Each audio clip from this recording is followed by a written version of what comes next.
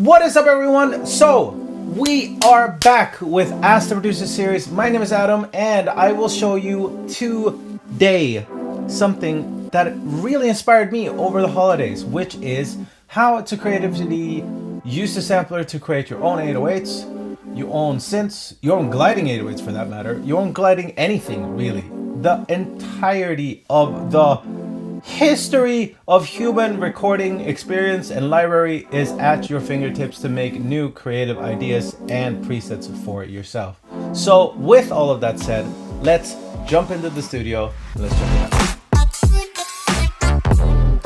To open up your first sampler, you open up a new track, and down here at the bottom you have a sampler button. Now to start using it, you can click and drag any file from your computer and drag it in here. So anything that you have, video or not, you have it right here. You can just open it up and see what happens. Make anything into an instrument really. It could be you clinking a mug, or like, I don't know, maybe if you keep an eye out on social media, you might see a weird video that I posted. Or I will post very soon. It is scheduled. But we are going to start off with me just telling you about the fact that we do have one-shots that are available in the loop library. So here, if you click one-shots, the entire loop library will change to one-shots only. So let's run with a just classic 808 so I can show you what it can do. So let's go with, that's a nice one, but I want a longer one. That's better. So let's drag that one in here. Soundtrap is then going to import the file and create your sampler track for you. Here you go. So what happens now when I upload any audio file here is that Soundtrap will figure out the fundamental note of that one shot. So if you go into more options here, you can see that the root key is C and the octave is set to 3. That's more up to where you like to play your bass on your keyboard. But then you can also fine tune it a little bit. With the velocity sensitivity and the pan, you can also do some other controls and stuff, but that are the main controls here. Polyphonic, however, different story. So polyphonic means that you can play multiple notes at once. So that sounds horrible here in this octave, but if I jump up, also sounds kind of trash, but you get the idea. Now, let's jump back. So if you've listened to any of, like, I don't know, hip hop tracks in the past, like whatever years, you will have heard a gliding 808, which we already have in the studio as a preset. But if you want to make your own, this is how you do it. So we have a longer 808 because you need a long audio file for it to glide over that time. So you go from polyphonic to legato, and immediately you have that glide. But you will see that the audio kind of dies out. So the thing with that the audio file dying out is the fact that your audio file is too short. But to circumvent that, we have built in this looping feature. So here, you'll be able to set loop points. So the audio file will continue on playing.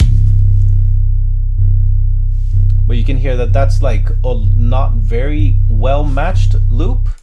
So if you go in and try to figure out like a good spot to where it loops well,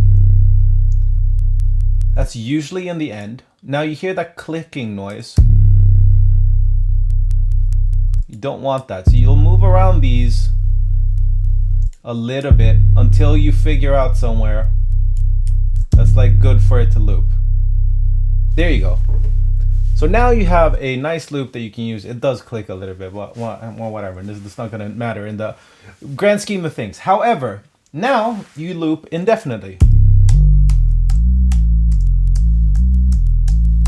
So another thing, if you want that initial transient on your 808s, but gliding is also a priority, then you can switch this to monophonic. And you see that the glide knob is still here.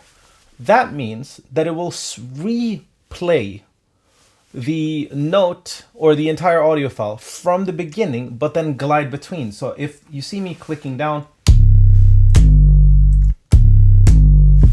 so what it does, it replays it and then glides the note up from there.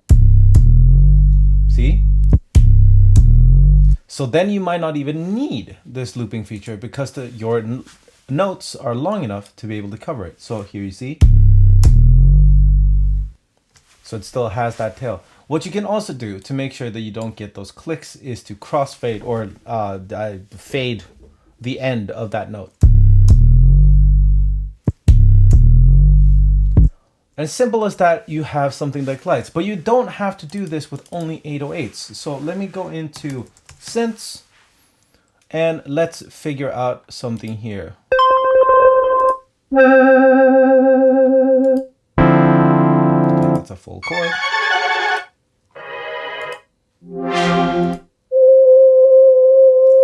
Let's start with that one. That is a very, very simple synth. There's nothing really to it, but it is long.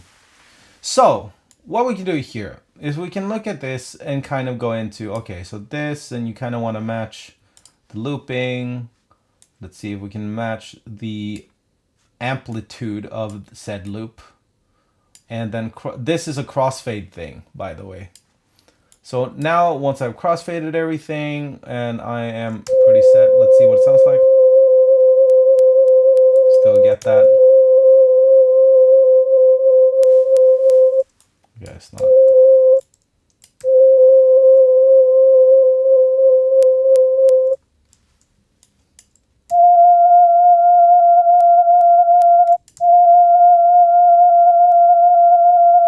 So now if you want to play chords with this, polyphonic, right? So you can play. However, if you change this to legato,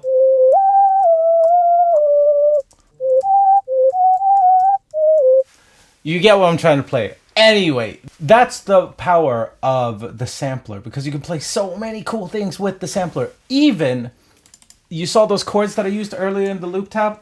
So if I just do that, search for chords.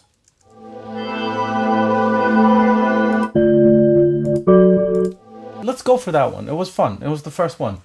Also, it has a very nice chord. So now, if I play, a completely different sound now, out of nowhere. So like you have so many new things that you can be inspired by. You can add effects to it and change it up completely. So between, and then also you can add the glide to it. It goes like this, and then you can glide up to.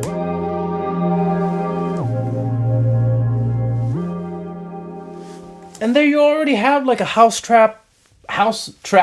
You have a really cool sample for your trap beats and stuff.